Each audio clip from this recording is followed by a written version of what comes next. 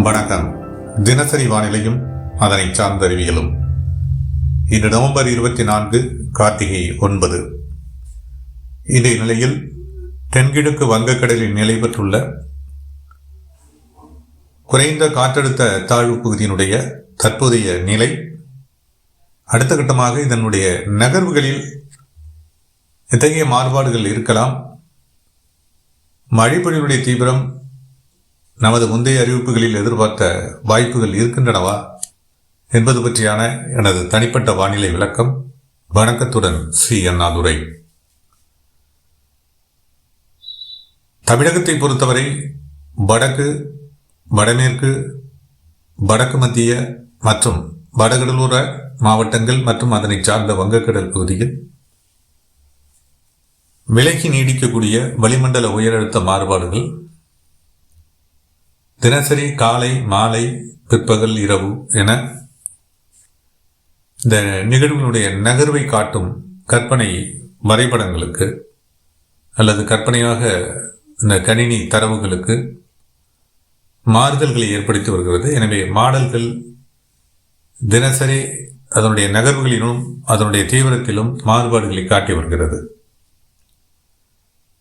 இது விண்டி ஆப்பின் மூலமாக பார்க்கக்கூடிய நண்பர்கள் தொலைபேசியில் தொடர்பு கொண்டு இது இந்த இடத்தில் நகருமா, இங்கு கரை கடக்குமா, மழைப்பொழிவுடைய தீவிரம் குறையுமா என்றெல்லாம் பல கேள்விகள். நிகழ்வின் நகர்வுகளுக்கு விளக்கத்தை நாம் விளக்க முற்பட மாடல்களின் நகர்வுகளுக்கு விளக்கம் அளிப்பது மிகப்பெரிய சவாலாக இருக்கிறது. இந்த நிலையில் நாம் இன்றைய வானிலை அமைவு வரக்கூடிய நாட்களில் எத்தகைய மாறுபாடுகளை சந்திக்கும், அதற்கேற்ப அந்த நிகழ்வினுடைய நகர்வுகள் எவ்வாறு அமையும், மழைப்பொழிவுடைய தீவிரம் எவ்வாறு இருக்கும் என்ற அடிப்படையில் நமது விளக்கத்தை இன்று பார்க்க இருக்கிறோம். இந்த நிகழ்வு தற்போது தென்னிலங்கைக்கு தென்கிழக்கில் ஒரு குறைந்த காற்றழுத்த தாழ்வு பகுதியாக தற்போதைய நிலையில் நீடிக்கிறது. சுமார் 800 கிலோமீட்டர் தொலைவில் இலங்கைக்கு தென்கிழக்கில் இருந்து தென்னிலங்கைக்கு தென்கிழக்கில் சுமார் 800 கிலோமீட்டர் தொலைவில் இந்த நிகழ்வானது நீடித்துக் கொண்டிருக்கிறது. மிகப்பெரிய தாக்கத்தையும் அந்த பகுதியில் ஏற்படுத்தி இருக்கிறது. வளிமண்டல ஈரப்பதம் மிகையாக இருக்கிறது.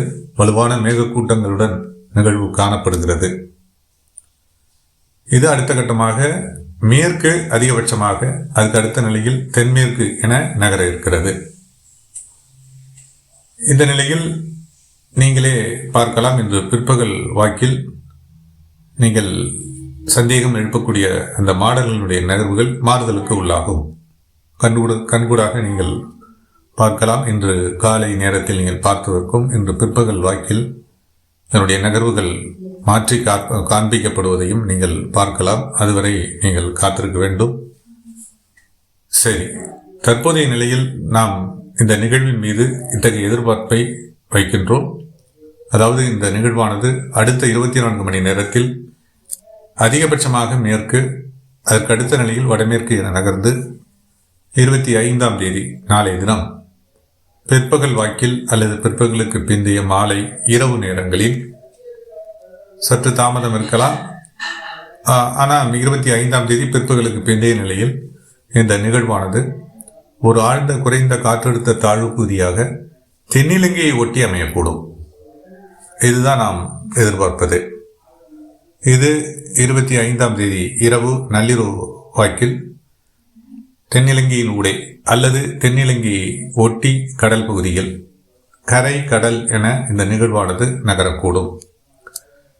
நகர்ந்து இதனுடைய நகர்வுகள் தென்னிலங்கையை ஒட்டி நகர்ந்ததும் இதனுடைய நகர்வுகளுடைய வேகம் குறையும். நிலப்பகுதி, கடல் பகுதி என நகர வேகம் குறையும். அதே நேரத்தில் சற்று வலுவடையும். ஒரு தாழ்வு மண்டலமாக நாளை மாலை, இரவு அல்லது நள்ளிரவு வாக்கில் இது வலுப்பெறக்கூடும். வலுப்பெற்று இது வரும் 26ஆம் தேதி வரை வட இலங்கை ஒட்டி நகரக்கூடும். கிட்டத்தட்ட 48 மணி நேரங்களுக்கு இந்த நகர்வுகள் அமையலாம். 26ஆம் தேதி அதிகாலை அல்லது காலை வாக்கில் அல்லது பிற்பகல் வாக்கில் இந்த நிகழ்வானது வட இலங்கைக்கு மிக நெருக்கமாக அமைவதோடு டெல்டா மாவட்டங்களுக்கும் இதனுடைய ஒரு பகுதி வடக்கு பகுதி நெருக்கமாக அமையும். இந்த சுழற்சியினுடைய அமைவு 26, 27, 28 என இந்த 3 தினங்களுக்கும் கூட இது டெல்டா மாவட்டங்களில் கடல் பகுதியை கரைப்பகுதியை கடப்பதற்கு எடுத்துக்கொள்ளலாம். கரைப்பகுதியின கரையை கடப்பது என்ற அர்த்தமல்ல, கரை நகரலாம். கரை கடல் என இது நகரக்கூடும். அல்லது டெல்டா மாவட்டங்கள் வழியே இது நகர்வதற்கான வாய்ப்புகள் நமது கண்ணோட்டத்தில் அதிகபட்ச வாய்ப்புகள் இருக்கின்றன. அதிகபட்சமாக 48 மணி நேரங்கள் இது வட இலங்கை டெல்டா மாவட்டங்களினுடைய கடல் பகுதி நிலப்பகுதி என நின்று நீடிக்கவும் வாய்ப்புகள் இருக்கின்றன. 26ஆம் தேதி தொடங்கி 27ஆம் தேதி வரை. 28ஆம் தேதி வாக்கில் இந்த நிகழ்வானது சற்றே வலு குறைந்த நிகழ்வாக ஒன்று இது புதுச்சேரிக்கும் கோடியக்கரைக்கும் இடைப்பட்ட பகுதியில் இது கரை நகர்ந்து வலுவிழக்கலாம். வலுவிழந்து சுழற்சியாக இது அரபிக்கடல் நோக்கி பயணிக்கலாம்.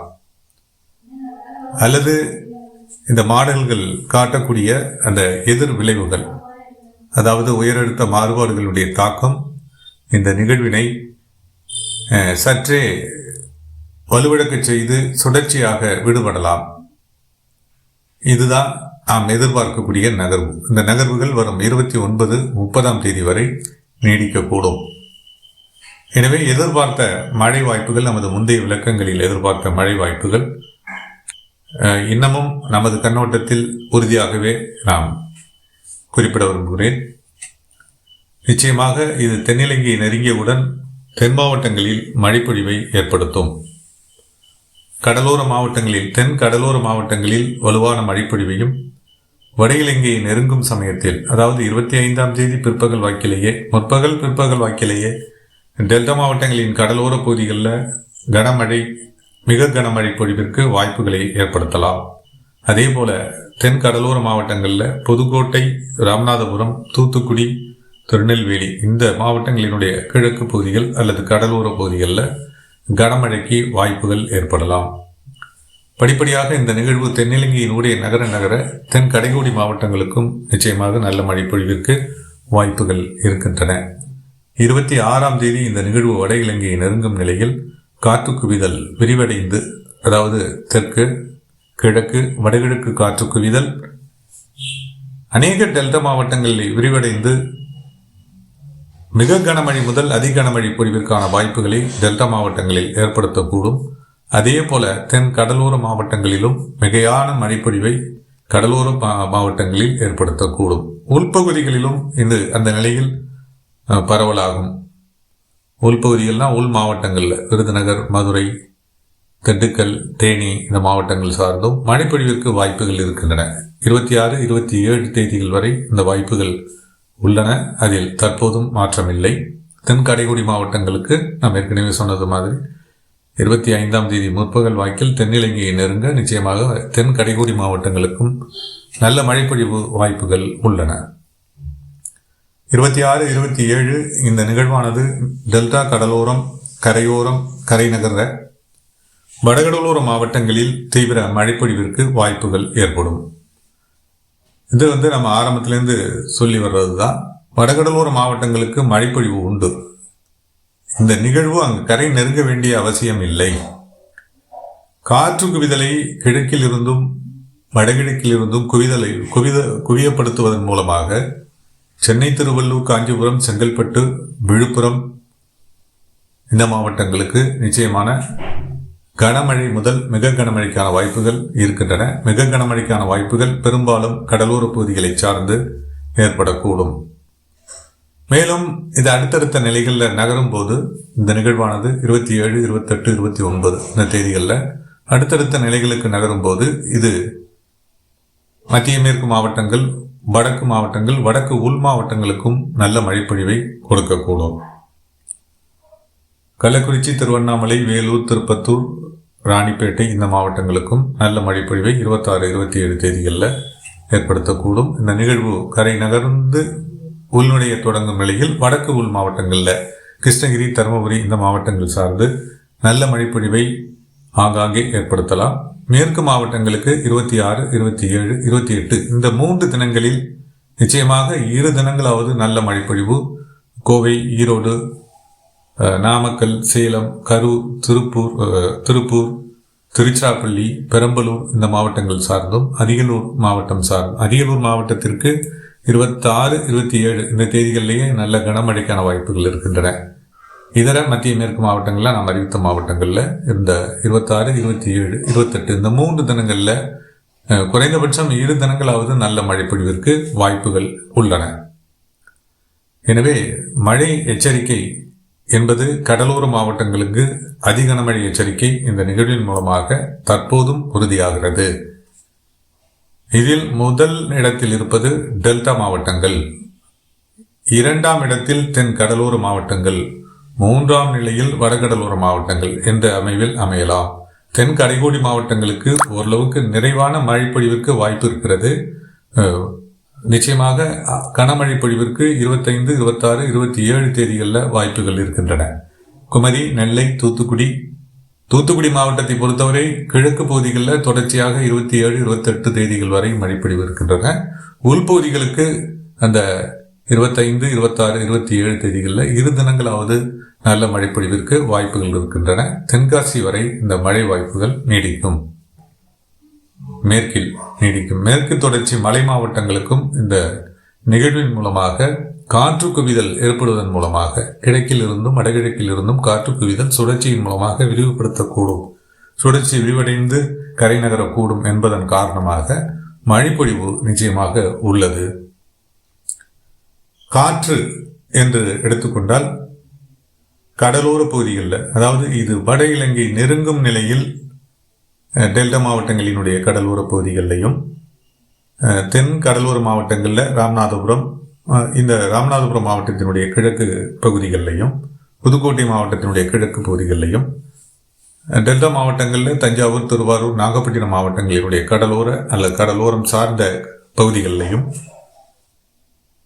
50 முதல் 60 கிலோமீட்டர் வேகத்துடன் கூடிய தரைக்காற்றுடன் மழைப்பொழிவு, கனமழைப்பொழிவு, மிக கனமழைப்பொழிவு, அதிக கனமழைப்பொழிவு ஏற்படலாம்.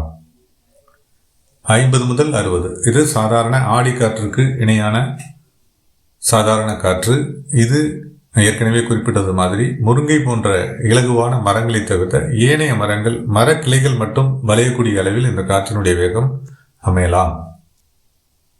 மேலும் இதை விட இது புயல் நிகழ்வாக வலுவடைய இது வட இலங்கை நெருங்கும் நிலையில் வாய்ப்புகள் குறைவு.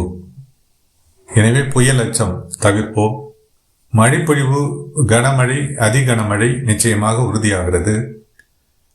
கடலோர மாவட்டங்களுக்கு வெள்ளப்பெருக்கு ஏற்படுத்தக்கூடிய மழை வாய்ப்புகளும் இருக்கின்றன, குறிப்பாக டெல்டா மாவட்டங்களுக்கு. அதே போல வடகடலோர மாவட்டங்களிலும் மிகையான மழைப்பொழிவிற்கு வாய்ப்பு இருக்கின்றன.